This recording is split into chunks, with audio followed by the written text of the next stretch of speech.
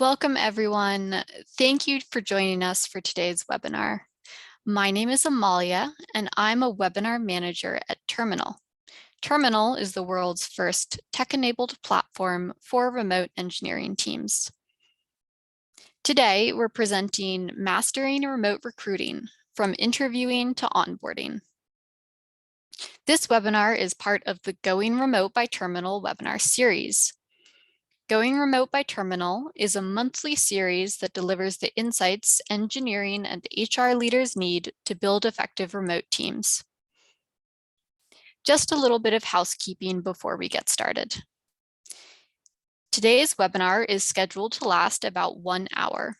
All participants will be muted to enable the speakers to present without interruption.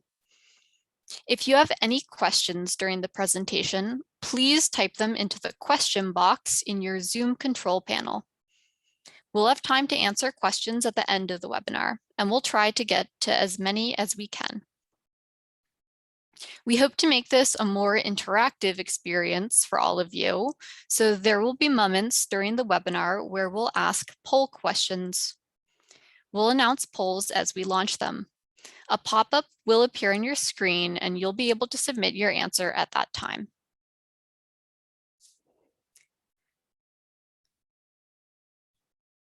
So with that said, I'd like to give participants a moment to take advantage of an early registration opportunity for our next event, as well as our Going Remote series before we get started.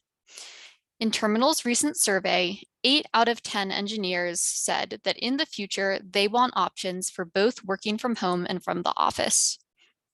It's clear that remote is here to stay, with efforts by companies like Google to bring workers back to the office, met with such strong backlash that they've had to walk back in-person plans and provide remote options instead.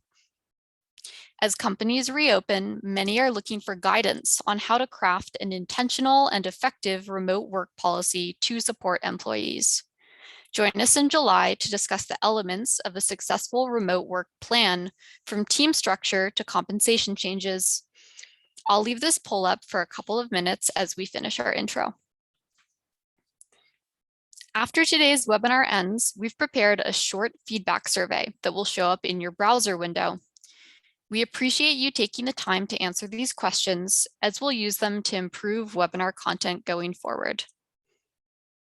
Lastly, this webinar is being recorded, and a link to that recording will be sent via email within 24 hours of the event. So moving on to our agenda. Today's webinar will start out with a quick introduction to Terminal and Skillz. Next, we'll talk about why US companies are increasingly entering new global talent markets and why remote recruitment has become so essential. We'll then have time with the amazing Tom Koning, who reinvented remote recruitment to drastically scale the engineering team at Skillz, to speak a little bit about how leaders can adapt a recruitment in the era of remote talent to come out on top.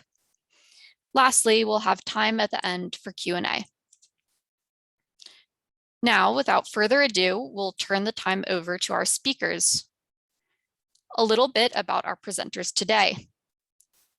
Tom leads recruiting at Skillz, the leading mobile games platform for fair, fun, and meaningful competition. Tom joined Skillz in 2014 as one of the first employees to oversee both recruiting and HR. Prior to Skillz, he worked at technical recruiting agency Von Church, where he opened a new division focused on data recruiting. Dylan is Terminal's co-founder and chief strategy officer. He formulated the idea for Terminal at Eventbrite, where he spent 7 years building teams that spanned sales, strategy, and product, including an engineering team of over 100 in Mendoza, Argentina. So Dylan, without further ado, I'm going to let you take it over from here and dive into our presentation. Great. Thank you, Amalia, and thank you for everyone joining us today. Incredibly excited to spend some time with Tom. But to kick it off, I'll give you a little bit of background on Terminal as well as Skillz, and then go over some of the context to really set up our conversation. So little background on Terminal. We really believe that access to talent is one of the biggest challenges facing growing technology businesses. And so at Terminal, we've tried to build a scalable, simple, and efficient solution for companies to be able to hire the talent that they need to scale. We were launched in 2017. We've raised over 30 million in venture funding. To date, we've hired over 600 engineers for our clients, and we are a remote first company. We have business offices spread out across the US, and our operations extend from Canada to Mexico, Colombia, and Chile.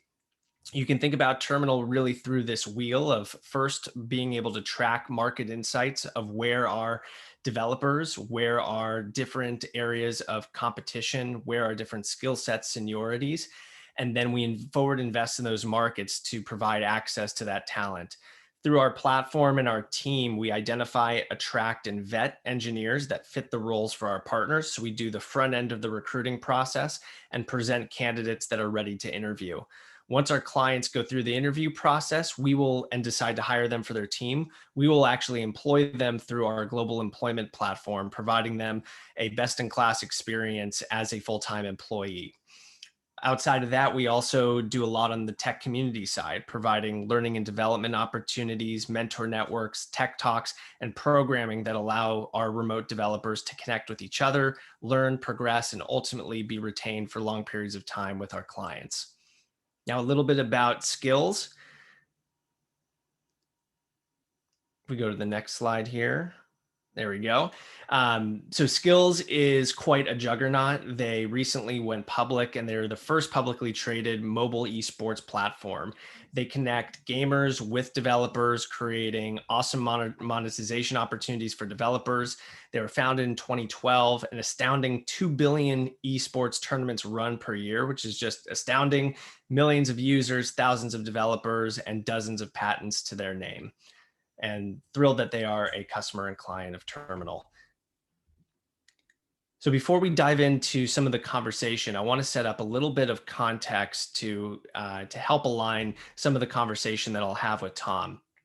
And first and foremost, we're living in really an unprecedented era of talent scarcity, and the US being the most hyper-competitive market. So in the US, you have this supply and demand disparity. You actually have more open positions than you have available engineers.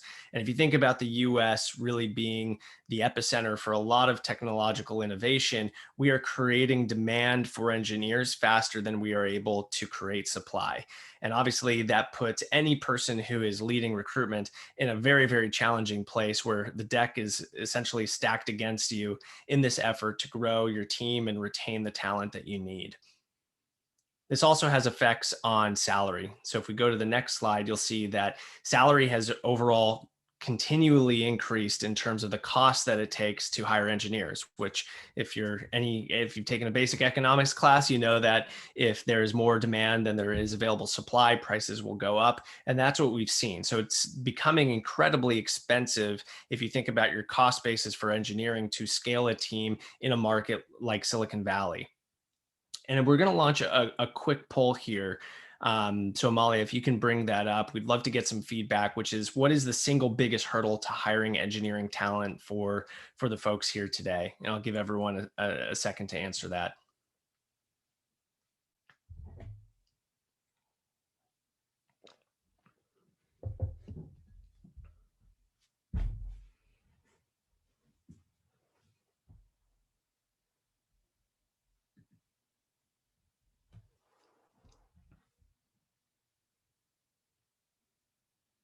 All right.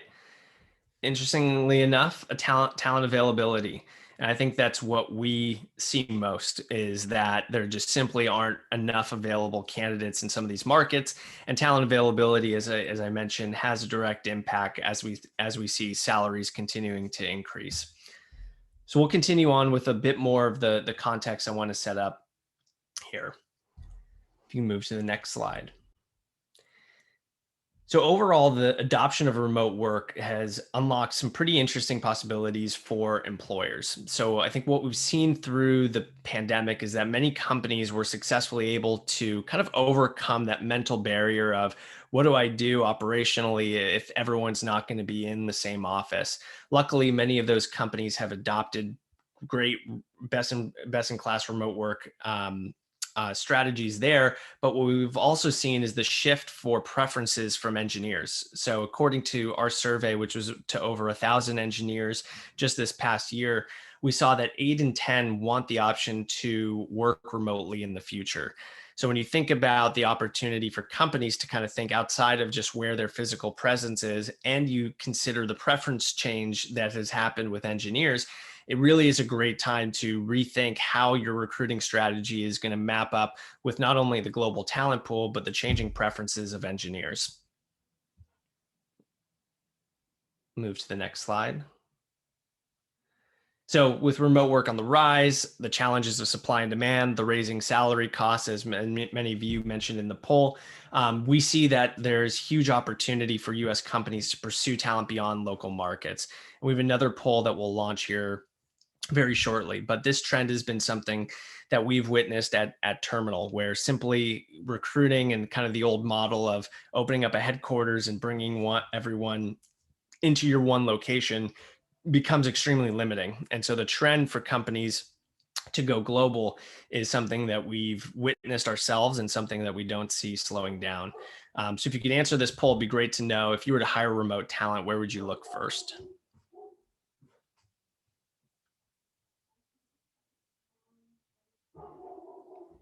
Interesting. So many sticking with the US, Canada, followed by Latin America, zero for Africa, a little bit in Europe. And so I think the one thing that stands out to me, right, about US, Canada, Latin America is you're on the same time zone. And that's something that, as you look at kind of the markets that we've opened up, something that we believe is really key as part of the consideration for where you hire is how close can those teams be in time zone, more overlapping day, more synchronous communication. So that's a helpful insight, and thank you everyone for playing along with our polls here.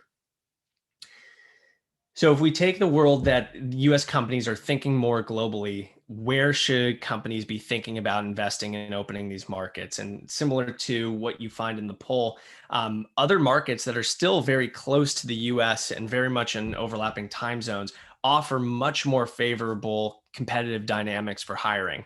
So at the beginning of the context setting here, we said that there are 3 open positions for every 1 available engineer in the US. Meanwhile, if you pan out, look at the ratio of supply and demand in some of these other markets, you're really, that ratio is completely inverted at orders of magnitude. So in Canada, there are actually 16 candidates for every open role. Mexico, there are 42 candidates for every open role. Colombia, 31, and Chile, 26. So when you look at these markets from a recruiting perspective, the deck is finally stacked in your favor in terms of there is actually excess supply for how much demand is in the market. And so that's why we've seen such success of companies expanding into Canada, expanding into Mexico, Colombia, and Chile. And when you have a better supply and demand balance or equilibrium or surplus, you're able to hire faster. You're able to have a better slate of candidates. You can increase the supply pool. And so when you look at some of the growth rates of these markets, this really is greenfield for companies that want to invest in some of these areas. When you look at growth rates in Mexico being 47%, Colombia 63%, Chile being 50%, these are all very fast growing markets. And looking at the supply and demand ratio opens up a vast supply pool with very little competition. So in that sense, we're seeing that obviously be one of the key drivers for companies to think about diversifying talent outside of the hyper competitive market of the US.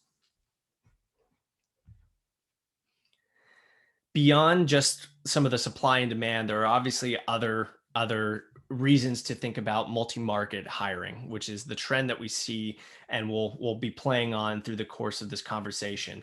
And I think at the kind of highest level, we all know that talent is global. It's not just magically concentrated in certain geographical areas. So if talent is global, but your recruiting strategy is not, you're really missing out on being able to expand into those markets. So the trend we're seeing is the strongest recruiting leaders are thinking about, how do I actually map a global recruiting strategy to the global talent pool? Next is around diversity. Been a hot topic for a long time of how companies can increase diversity. Why? Because it's been proven that there is beneficial impact to company performance and creativity. And different talent pools do offer, by nature of their geographical presence, different access to diverse markets and different people from different backgrounds and cultures that allow a more diverse environment and team to be constructed. Most companies we talk to today, they're not thinking about trying to own a specific regional market. They're thinking about how do they build a global business.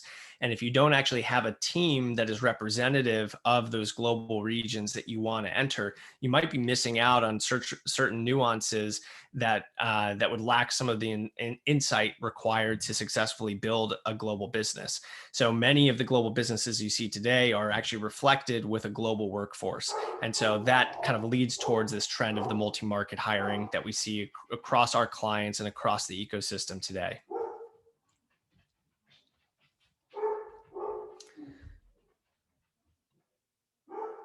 So teeing this up, how can leaders hiring across markets adapt recruiting to come out on top? And this is really the table setting for the conversation today with Tom. So I'd love to bring him in now, and we can kick off with some of the fireside chat. Awesome. Thanks, Dylan. I'm pumped to be here. Tom, it's great to see you, and we've been privileged to be partners with Skillz and see your rapid growth, and really excited to sit down and hopefully ask you some hard and some hopefully soft questions as well. But thank you again so much for joining me here today. And maybe to kick it off, you can just tell us a little bit about your background as a recruiting leader and your time working at Skillz. Yeah, of course. Well, I'm pumped to be here today. And I think first off, as I mentioned earlier, I head up our recruiting or talent acquisition efforts here at Skillz. Been a team member of Skillz since 2014. I was the first employee to oversee recruiting as well as people operations. But a little bit on a personal level, I'm just a huge sports fan. So I think that makes me really passionate about what Skillz is bringing in terms of competition to the world via skills. A little bit more of a background on what Skillz is. As Dylan mentioned, we're the first publicly traded mobile esports platform pioneering the future of the gaming industry.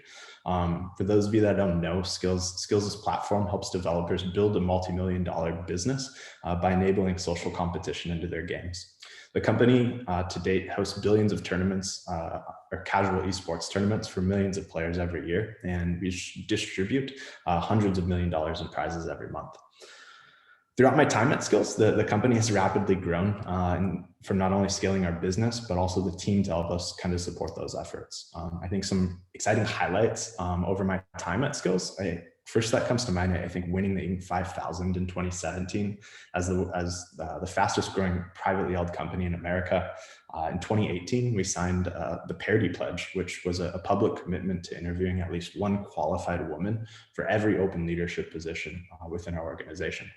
And then, as it was mentioned, we went public on the New York Stock Exchange last December, and I think this was a huge milestone for the business. And it's important to say milestone because I truly think we're at the tip of the iceberg of where we're going. And then most recently, Skillz was actually featured as the best place to work by the San Francisco Business Times and Silicon Valley Business Journal. So hopefully a little bit more about Skillz and myself. Awesome. Thanks for the background. And maybe you can talk us through a little bit of the recruiting strategy evolution with Skillz. You shared a little bit with me earlier, but would love you to kind of have you walk through a little bit of the evolution, the when and the why that you decided to really pioneer more of a remote recruiting strategy within the company.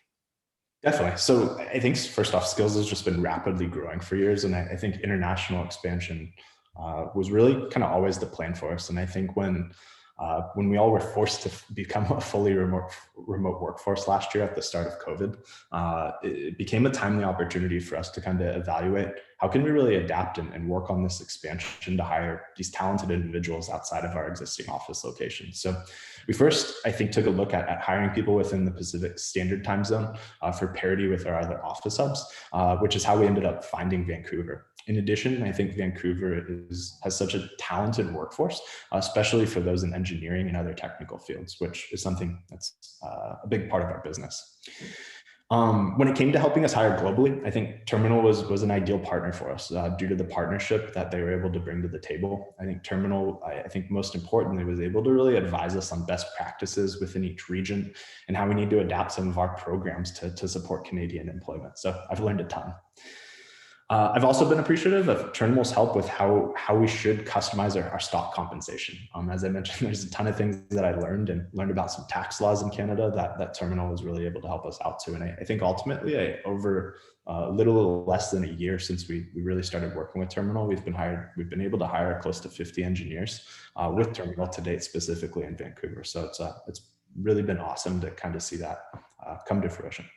Yeah, it's been incredible to watch from the sidelines as you guys have grown, and it's been, obviously fun and exciting to support that growth. And maybe walk us through a little bit of how internally you guys discussed the decision to focus on Vancouver versus many of the other options or markets. And obviously, it's a very personal, more intimate decision for each company on how they want to take that strategy. So I'd love it if you could share a little bit more about that decision. Definitely. And I think it really kind of even starts back to when I first joined Skillz. And when I joined Skillz back in 2014, the headquarters was actually based out of Boston, Massachusetts. And I was fortunate to be one of our original team members in the San Francisco office. We spent, my first 12 months or so staffing each of those office locations, and we ended up with about 15 people in each location. And then while we had this kind of bi-coastal office feel, it brought in a lot of complexities into our business when we think about kind of having all hands meetings and the West Coast office, maybe having a weekly wrap at 2:00 and going back to work, or even just simply jumping on a plane and having the kind of bi-coastal commute. It was draining for a lot of those team members. So at about my year anniversary in 2015, we made the decision to actually move our headquarters from Boston to San Francisco. We actually talked to a lot of those original team members, and a lot of them were so committed to the business that them and their families relocated to the Bay Area. And I think for us, it was a big learning in that first year that I was a part of Skillz of what additional elements did that bring when we were having that bi-coastal feel. And as we strategically thought about opening up other office hubs in the United States, even before we met Terminal, we made the decision to first open up a Portland, Oregon office because people could jump on a plane from San Francisco, fly in the morning, be potentially in the office for lunch with their coworkers that afternoon, which I think was a really important piece of it. So as we continued to kind of look towards where else do we go over the years, we've continued to grow into Los Angeles, Las Vegas, and now Vancouver. And I think Vancouver, mixed with the opportunity of the talent pool up there, it really made it a great opportunity for us. But I think it all really starts from those first year learnings when we were in Boston and San Francisco. Yeah, so aligning time zones being kind of the key factor there. That's really helpful. Thanks for sharing that. And I think for this audience in particular, I think many companies were kind of forced into the remote work because of the pandemic. That was the default. Now many companies are grappling with, how much of a return to office is there going to be? How do you balance that between some of the benefits that you might find with remote work? So from your perspective, can you give us a little bit of your thinking just on how companies should be thinking about the opportunity with remote recruiting or global markets, how you've maybe approached it, just to set that context? That'd be great. Definitely. I think for us, it was, while we were somewhat forced into it, it was a true test for our business. And it was an opportunity for us to really kind of make that next or evolution for the business when we think about hiring remote and then even into international hiring. So I think for 2021, regardless of what the environment was, it was going to be an opportunity for us to accelerate the growth of our business. And I think when we think about what Skillz looks like, we serve there's over 2.7 billion people who play games worldwide, and there's untapped business opportunities throughout the world. So I think for us to support that acceleration, we needed to grow our teams internally to tackle some of these strategic initiatives. So while we thought about kind of where to grow and how that could really come about, we truly believe, and I think you hit on it in an earlier slide, Dylan, is tapping into these other countries and other job markets. It really taps into another diverse talent pool that we can bring into our organization. And I think for us here at Skillz, we truly believe that if you have a diverse team, you can build a diverse product for a diverse group of people. And I think for us to continue to do that, tapping into these international markets was a huge opportunity for us. That's awesome. And, it's such a change from, I think, the prevailing wisdom that was in the Valley for so long, which was build a massive headquarters. You're going to have one office with, thousands of people and everyone's just going to come to you, versus actually bringing your company into the pools where there is talent or even untapped talent where you can be really effective with that strategy. And I think you guys are really setting a model there. Um, Thinking about it maybe from a converse perspective, what is something you think most companies get wrong when they approach remote recruiting, or they try to adapt what worked kind of for more geographically focused recruiting and trying to bring that into a remote setting? What's something or things that you think folks get wrong that they should be aware of?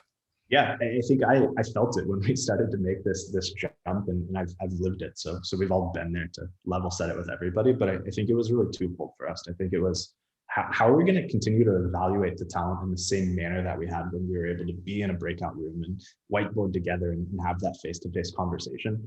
And then I think on the second part is how do we continue to build the culture and really give the wow factor to these candidates when we are all in these amazing Zoom calls. And I think for us, we really wanted to double down that and think about how we could actually replicate a lot of those things. So I think for us, we came up with a lot of creative solutions to really replicate what we were doing in all those in-person interviews. And I think a few things that I'd love to share with the group is it's a two-way street when you're interviewing. And while we have found tools and solutions to really evaluate the talent to make sure we keep the caliber of people in the organization, it's a two-way street. And so what we started to do is we implemented kind of Q&A sessions at the end of the interview process with either myself or somebody from the finance team. And we actually walk people through our investor deck, and we level set with them and tell them, hey, this isn't an interview. This is really an information session for you to really make sure that you have the clarity to make the right decision when you are joining the business, or maybe answer those question marks or things that are wandering in their heads when they think about those other opportunities.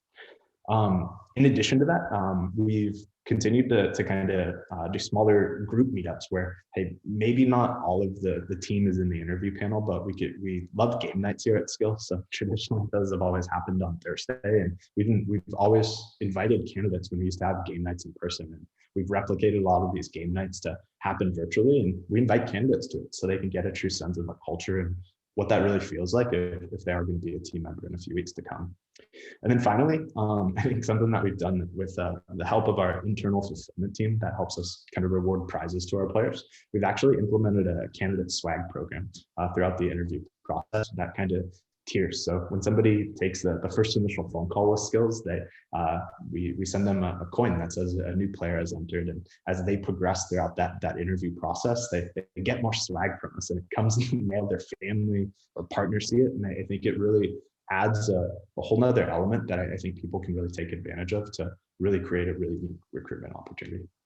That is amazing. I think there's like a separate webinar here, which is the gamification of the interview process, which sounds like another webinar or maybe a book you'll write at some point.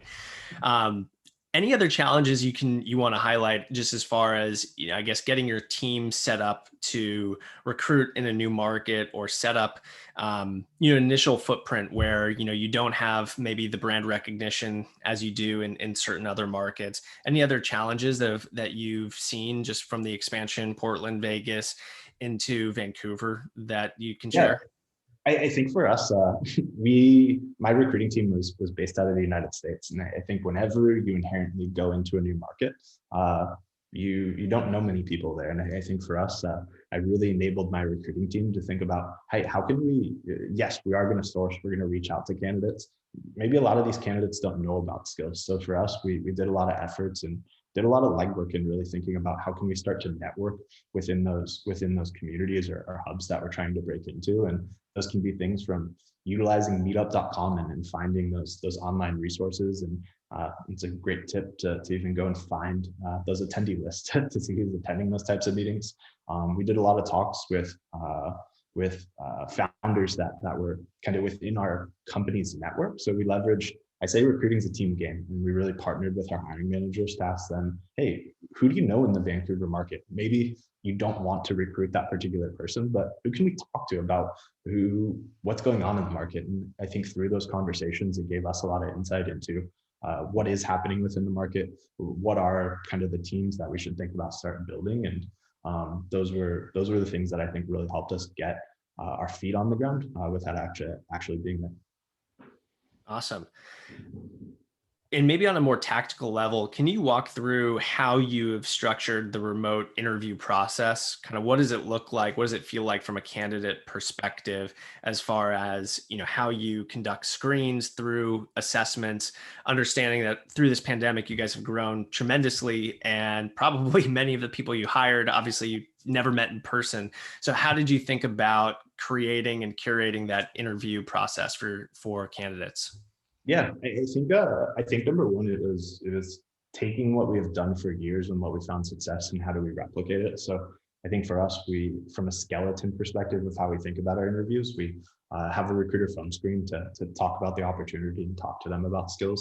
Follow up with a phone call with that hiring manager before that candidate makes an investment to maybe taking that technical assessment and spending time with our teams. I think for us, it's we have a major focus on efficiency within our organization, and if we're having candidates meet with our hiring teams, it takes away from times that they could be contributing to other projects. So for us, we really wanted to replicate those things and then figure out what are the tools that are going to help us do that. So I think for us, we found tools such as online whiteboarding tools, as well as even kind of thinking about remote interview testing, such as HackerRank and other things of that nature. As I mentioned, I think for us, kind of thinking about the full funnel of not only when a candidate enters into the interview process with Skillz, but how do we get them engaged throughout that whole process? And I think it's a journey in some ways. So as I mentioned, we have this kind of swag program where we gradually give people more as they get through that interview process. And ultimately, when you think about onboarding, or right when that person signs an offer letter, it's an exciting and maybe even scary time for them. So we have this bigger swag box that gets sent to candidates, and it's kind of labeled and it says a new player has joined, to really bring that gamification, which I think is a really, really cool touch. And we've seen even a few candidates that have even posted it on their LinkedIn when they've gotten their swag programs, and that also helps us with continuing to think about how we build our brand up there. And I didn't even really imagine that those boxes would end up online, and I think that's been a really unique place. That's awesome. And I was going to say, one thing that I feel like I'm pulling out from a lot of this conversation is you guys have a mentality that it's not that, recruiting is not one side is the seller, one side is the buyer, but really that you're both buyers and sellers trying to be able to exchange the right amount of information, but also that you want to assess someone at the same time you want to continually sell them to bring them through the process, which I think is a great perspective to have, especially when, as we're in such a competitive market to find the best people. Maybe you can touch briefly. I know we're going to open up Q&A, but obviously you want to hire the right people, but recruiting is only successful if those people have a great experience and remain retained. So how do you think about kind of the post-hire experience, and what have you thought about setting up kind of remote onboarding to be successful in order to create a great candidate experience post-hire? Totally. I think we really tried to double down on this when we became or were forced to be a remote workforce. And I think we've implemented a meaningful program for our new Skillzians, what we call them, to learn about our company history and be welcome to our senior leadership team, and walk them through our values and the rhythm of our business, and give them a firsthand look at the product and what we're designing and where we're heading. So to do that, I think we do a number of things, from just first week onboarding, having a number of different individuals involved in that, from co-founders meeting those people to me giving a company history presentation, and meeting a plethora of number of people throughout the organization to answer questions and just welcome them to the organization, and in some ways give that knowledge transfer. And I imagine, and I've heard a number of times, that it feels like drinking water out of a fire hose, but I think more is better than not giving them anything. And I think that warm welcome and making it a team effort and a community in a way, it really helps us kind of pull it all together. In addition to that, we do some other fun things. I think, as I mentioned, we like competition and gamifying things here at Skillz. So in addition to that, whenever we have our onboarding classes, which we do every other week, we have a week-long mobile esports tournament for those new team members to compete and celebrate them coming together and being a part of the newest onboarding class at Skillz. We also have a buddy program that we've started to implement, where you get assigned a buddy that isn't in your immediate department. And I think giving that cross-functional relationship of somebody that you might not interact with daily or even weekly, the buddy program has really allowed us to give a safe place for somebody to maybe ask the question of, hey, this might sound dumb and I don't want to ask my peer or manager. And it's a kind of that safe haven for them to just kind of ask those questions, ultimately foster relationships with people outside of people they work directly with. Awesome. Thank you for sharing those. And I think we have a couple minutes before we'll move over to Q&A, but what's on the horizon for you as head of recruiting? Are you thinking about new markets? Is it really around kind of making sure your recruiting team is continually scaling with the needs of the business? What are the things that keep you up at night? Yeah, I think it's a number of those things still. And then I think number one, it's what other markets do we want to start to address or start to identify? And I think finding the right partner, which we found in Terminal, it really allows us to ask questions and get candid responses from you guys when we think about it. In addition to that, I am huge on thinking about our ratios of how many recruiters do we expect, or how many recruiters do we need to meet the staffing needs of the organization? And we've done a lot of data analysis with a few other team members that are a bit more technical than myself in the organization to help us really think about each level of a recruiter and how many new heads they bring into the organization. And we kind of model that against what our staffing plans are to really make sure that my team is staffed and armed with the right tools to really be successful and meet those staffing needs of the organization. And lastly, are there any specific tools within the recruiting team that have been particularly effective, whether it's around remote interviewing or candidate tracking, sourcing? Are there any things that have kind of stood out that have enabled some of the rapid growth that you want to share with the group? Of course. Well, I think we're all using it today. Zoom, I think, was overall just the best video conference tool for us. And I think it allows us to have unique experiences such as this, or even just larger all hands company-wide meetings that we conduct on a multiple times throughout the week basis. We've also gotten feedback from the team, and we also listened to them, and we've iterated and figured out how we can really supply them with the tools that they need.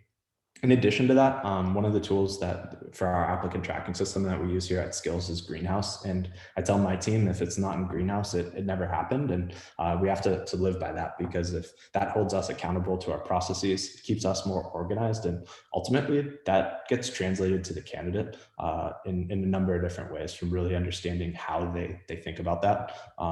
And I think provides that better candidate experience. A couple other tools off the top of my head. I think, as I mentioned earlier, we use HackerRank for our technical assessments. There's a lot of, I think, question banks within HackerRank, but we've actually made the decision to actually customize and create our own tests. So that way we can really curate to what we're really trying to evaluate. And then a handful of different team members have different opinions on whiteboarding tools, but we've been able to find a handful of different tools to really help us replicate those types of things as well. Awesome. Well, thanks for sharing that, Tom. And I think we'll go to a few takeaways and then open up Q&A with the group. So a few things that we wanted to highlight and really what this means for leaders. So I think in the first quadrant here, local hiring challenges with some of the competition and supply and demand disparities have really pushed companies to consider and adopt to remote hiring. And when thinking about those talent hubs, there are a lot of indicators that mesh within your org. And I think Tom mentioned this, how crucial time zones were to the culture and the way that they wanted to conduct business, the ability to travel, the ability to work the same hours with the team. Other factors that we've seen with certain organizations, they may not be as focused on time zone, but they really want to focus on specific markets that harness the right talent. So we've seen, for example, machine learning in Montreal be a really hot hub for that talent. We've seen Ruby on Rails focus in Mexico. So sometimes thinking about what are the exact skill sets and how much do those map to the markets. Others that want to really find senior talent. Chile actually has disproportionately high senior talent compared to some other markets. So some factors that really kind of require some of that internal prioritization within a company to pick the right market for your team. And then it is a art that we are perfecting, as well as the science of the remote interview. Tom mentioned a lot of the way that they conduct the interview process. And we see a lot of companies really having to rethink how they conduct that interview because they relied so much on some of the in-person cues and kind of that feeling, but being able to actually translate what do you need out of someone who's working remotely? It might not actually be the same skill set. So how are they with written and verbal communication? Are they responsive during, the in-between communication? And are there other skills that you want to assess during the interview process because someone is going to be working maybe more autonomously? They're going to have to be more self-sufficient. And how does that play into your strategy for evaluating a candidate? And then it always starts off with a great onboarding experience if you want to focus on retaining employees.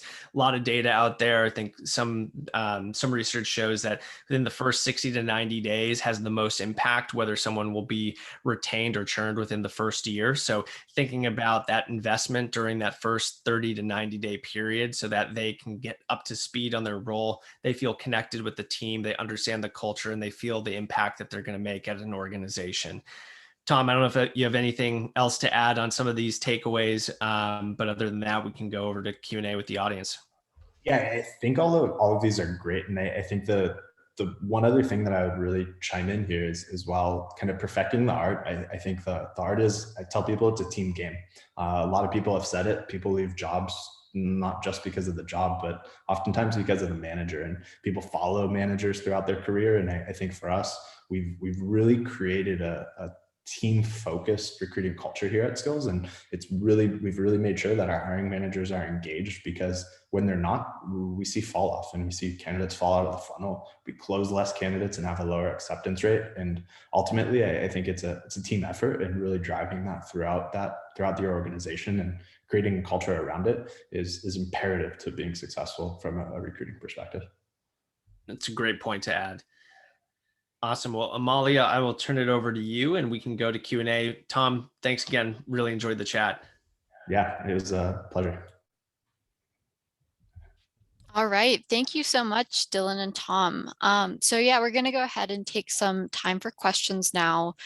Just a reminder to our participants, please be sure to type your questions into the question box in your control panel so that we're able to take a look at it. So a couple of questions here that we can start out with. So this first one is actually for Tom. Tom, the question is, what was your biggest concern before you started recruiting remotely? And what resolved that concern for you? Yeah, I think, like I said, the biggest concern up front was just, I think ultimately, how are we going to evaluate the talent, and followed by convincing or recruiting that individual to join the organization. So we alleviated this or some of our worries by finding the right tools. I think ultimately, when we were forced to work remotely, we kind of put a screeching halt to our interview processes. And I think I spent 3 to 4 weeks actually working with our teams, testing tools, running our pre-existing employees through what the experience felt like. And it brought a lot of valuable feedback for us to really evaluate and find those right tools. Or even when we did find the right tool, how can we curate and utilize the tools the best that we can?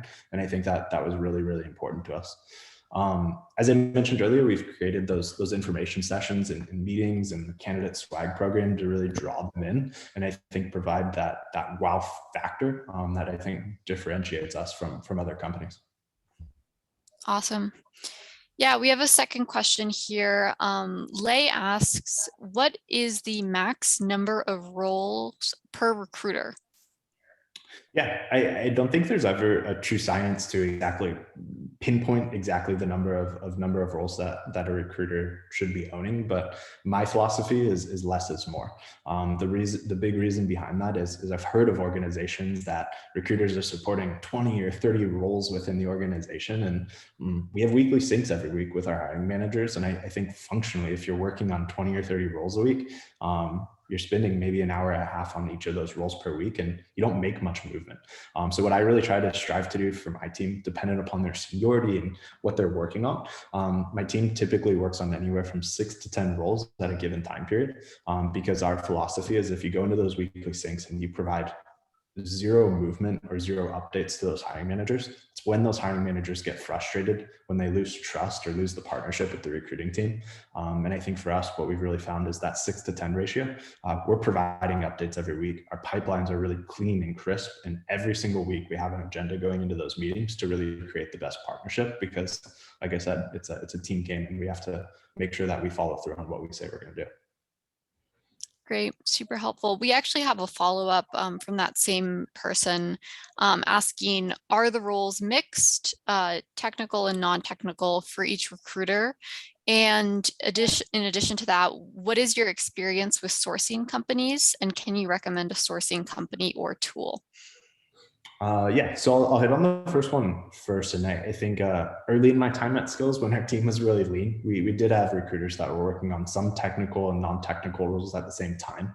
But what I really have grown the team into is having, I have 3 subgroups within the organization that help support different business units. So we have our product development team, which is mainly working on those technical roles or product managers and designers. And then we have our revenue function, which focuses on more business focused people and operations. And what that's really allowed us to do is it's really allowed our recruiters to not only kind of build the candidate pools of what we're really trying to source for, but you're also building that internal relationship rather than jumping from hiring manager A, B, C, D down the list. Maybe you're working with 3 hiring managers, and you can really foster that relationship and really get in the flow to improve that efficiency, like I talked about earlier. In terms of sourcing tools or companies, I think there's a number of things out there. I personally believe that kind of utilizing and leaning upon your internal networks to start is the best place and most efficient place for you to start. So what I mean by that is, what relationships does your pre-existing recruiting or recruiting teams have when you think about their first connections within LinkedIn? Then going beyond that, what connections do we have within our internal teams? We developed a referral bonus program here at Skillz that's really allowed us to really drive referrals within the organization to really make sure that people are rewarded, but we have lots of communication on a weekly basis about what are our top needs, so that way we can really drive and utilize the networks that are closest to us. Other things that I would encourage to check out, I think, like I said, there's a number of things out there. So I'm a big fan of testing tools. If you have the bandwidth to do it, I think finding the tool that's right for you and the organization, may that be the price point or the deliverable that they really provide. A lot of these sourcing companies will allow you to trial things for a month or a couple of weeks. And I think beta testing and not being set on one particular tool is really, really important, because when you get stuck on using one tool, you're only going to tap into one piece of maybe that network or what that tool really provides. So I would say my biggest encouragement would never be stagnant and always be evolving. Great, thanks. Those are some great recommendations. Okay, we have another question here. Tom, I think maybe both you and Dylan might have an interesting perspective on this one. Can you speak a little bit more about navigating compensation and benefits packages for remote employees? Totally. I can hit on this one first if you want, Dylan. Yeah, go ahead. But I think for all of our employees at Skillz, our philosophy is really centered around creating an equitable compensation practice to support the broader health, growth, and culture of the organization. So most importantly, we're focused on rewarding our high performing talent based upon our performance reviews, and they directly tie into that. I think a few examples of kind of how we kind of navigate this is really creating a diverse review panel when we are evaluating talent, but also when we are kind of grading the performance of our individuals internally.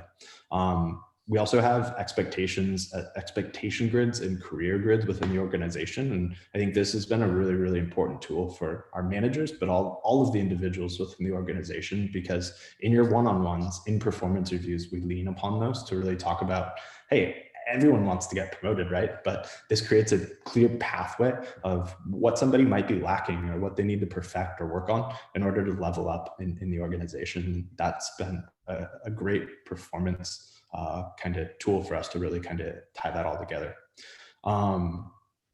And then in addition to that, I think we've invested into our compensation bands. So we subscribe to a number of different compensation kind of databases for us to really do that. And I think to go back to not being stagnant, if you use one compensation tool and you lean upon that, who knows if your data is off. So I think for us, we've really tried to tap into a number of different resources to make sure that our bands are accurate. So I think one unique thing that we've really done to really ensure that we do that is we lean upon our data in our applicant tracking system. So I ask all of my team to fill in the compensation details in a specific field within the ATS. And every month we pulled that and we kind of graded against our compensation bands to really see, hey, maybe this individual is an outlier, but if you have 5 candidates that are outside of it and you think they're in a specific band, it allows us to really make sure that we have the most real-time and lifetime data available to us. Only thing I'd add is with so much change happening across the different talent ecosystems and markets, pulling I think a lot of companies used to pull compensation data once per year. They'd set their bands and then they would tie to it. You mentioned kind of doing a monthly review. I think at least doing a quarterly review of compensation benchmarks and being able to adjust and not being locked into that is really necessary in this environment. We've definitely seen there are quarters where even 3 months ago, an average salary in a certain market might be 70K. And the next quarter it's jumped up to 95. And that could only, happen because maybe a couple companies entered the market and pushed the salary ranges up. But if you can't adapt to that, you're actually wasting a ton of cycles by not being able to actually adequately meet kind of where the market is. And that can change really rapidly. And I think it's happening faster than it really ever has, especially in markets kind of outside some of the hyper competitive areas of Bay Area and New York, but especially in some of these markets that are either getting an influx of people moving or an influx of demand because remote has opened up new possibilities for company to recruit out of these markets. Great. Thanks, Dylan. I think we have time for about one more question. So Sue asks, does your recruiting team facilitate manager training with regard to recruiting? Oh yeah, we love training our team. I think if we don't invest into our team, how can we expect for them to be successful? So I think there's a few different things that we've kind of done throughout the years to really arm them the best that we can. I think number one, it's having our process documents available to individuals. So I have what we call our recruiting wiki. And not only does my team have access to that, but all the hiring managers do. And I like to say, if you need to know how to do anything from a recruiting perspective, you go to the wiki and it should be in there. And if it's not, tell me and I'll create the document. In addition to that, we've created in-house trainings that are also kind of led within the onboarding process, but also done on a quarterly basis, and even our self-led trainings, and a number of those self-led trainings are stored within our wiki, so people can go access them at any time. One other piece that I would really encourage is, while as much as I can press and encourage our teams to train or pick up this new skill set, hearing it from an outside source is really, really important. So we have leveraged outside training programs to really partner with us to come in-house. And we do that, I would say, on an annual or maybe every 18 months or 24 months. And we bring in an outside source that we've kind of really partnered with to really reinforce what we do here at Skillz. And I think that's been super, super impactful. And I think our team has given us a lot of great feedback that they said, hey, this has been a training that has changed my outlook on interviewing. And I think making that investment helps you retain those people as well. Great. Thanks, Tom. So it does look like we're out of time for additional questions. But Dylan and Tom, before I take our participants through wrap up, I just want to thank you both so much for making time for this discussion today and for contributing all of your insights. It was really great having both of you on our program. Of course, thanks for having me. Thanks, Tom. Awesome. So before I dive into wrap up, I actually wanted to provide an opportunity for those of you that are interested in speaking to one of Terminal's team members to hear more about our solutions for building remote global tech teams. So as we discussed in this webinar today, there's a critical opportunity for companies as remote work enables hiring across new markets.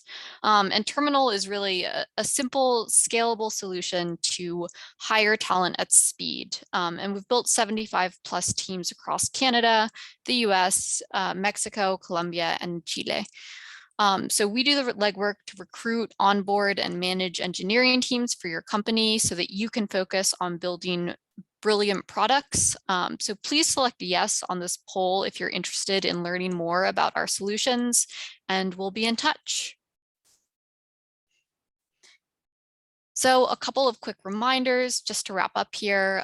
This webinar has been recorded and a link will be made available to participants within 24 hours over email.